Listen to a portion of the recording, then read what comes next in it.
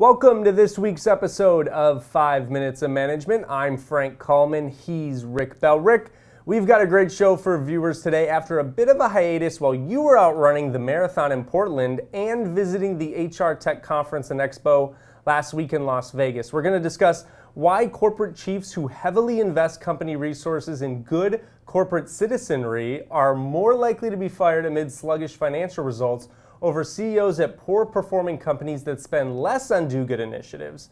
We're also going to talk about those darling little emojis in the workplace. But Rick, let's start with that first story. Some bad news for CEOs trying to do some good work.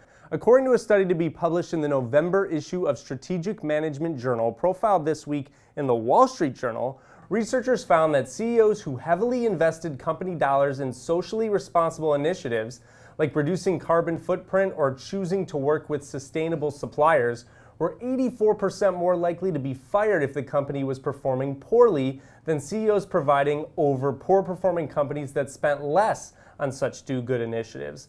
On the flip side, spending on corporate social responsibility acted as a protective buffer for company chiefs who looked over companies with strong financial performance.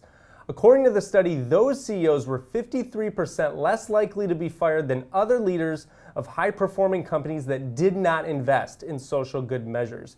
Rick, these findings suggest CEOs who pull off strong financial performance in a seemingly socially responsible way may earn goodwill with their boards because they've managed to accomplish two big goals at once. What do you think? I'm a little skeptical, Frank, about this particular study because I think it's kind of a plug-and-play thing. I mean, poor corporate earnings could be because of you're spending too much on learning and development, or you're spending too highly on recruiting and staffing, or Bagel Friday. You know, so I'm a little skeptical that corporate sustainability is really at the root of what this particular issue might be. A CEO is going to be based on, they're going to be judged on whether they're profitable or they're losing money. And so I don't know that one particular facet of what they spend their company's money on is really going to have that big an effect.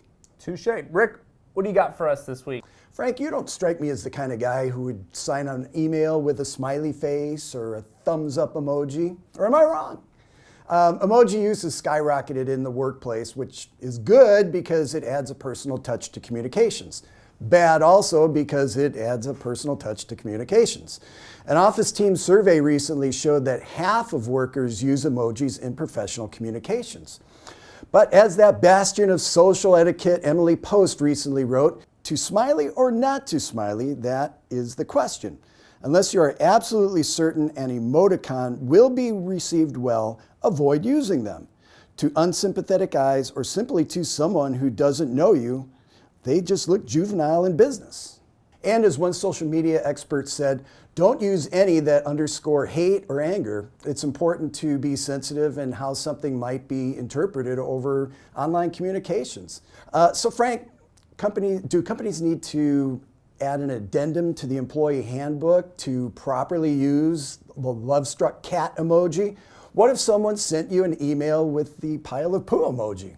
I would send them a pile of poo back. I mean, no, I don't think you need to adjust the company policy. I think actually, according to workforce employment law columnist John Hyman, he basically says that this should already be part of your harassment policy, right? I mean, I think Absolutely. Use common sense, folks. If this is something you're unsure about, don't do it. You know, don't push that line. But I think in all good fun, when there is appropriate instances of when you may use an emoji, like over a Slack channel or if you're text messaging a trusted coworker, by all means go ahead. Email and formal communications, cold emails to new customers, probably not. So crying out loud emojis are out when yeah, I don't think so. send an email to my boss. Okay.